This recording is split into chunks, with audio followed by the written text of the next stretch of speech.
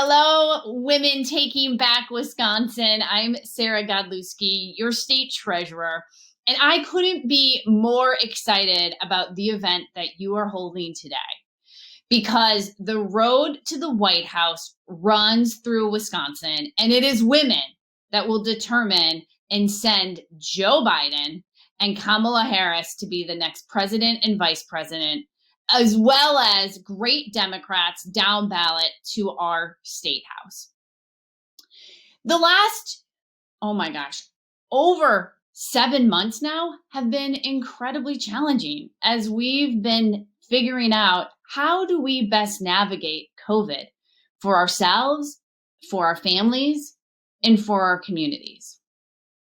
I will tell you, as state treasurer, I've seen firsthand just how hard this pandemic is hitting women, especially women of color.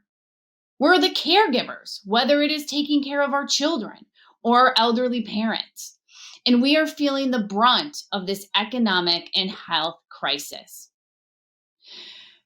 In September, I was talking to a woman in Green Bay who was sharing with me her story about how she was the breadwinner. She loved working at her local bank. And then she found out that her school was going virtual and somebody was going to have to provide 24-hour care to support her autistic son being homeschooled. And so she had to stay home to help do that. And we know her story is not alone, as thousands of women across our state have left their jobs to make sure that they can help their families, leaving important income behind and putting their careers on hold. And enough is enough. The chaos that is coming from the White House has to end. We deserve a plan. And Joe Biden has a plan that will build back better and help ensure women get ahead. That's right. He actually has a plan to not only turn our economy around, but it's an inclusive economy that helps women, looking at affordable childcare and paid family leave. And it doesn't just end there. I mean, Joe knows that for far too long, women have not had an equal playing field. And one of the first things that he did is he selected Kamala Harris to be the next vice president of the United States. We need not only an amazing woman, but a person of color at the helm. Because as the saying goes, if we're not at the table, we're on the menu.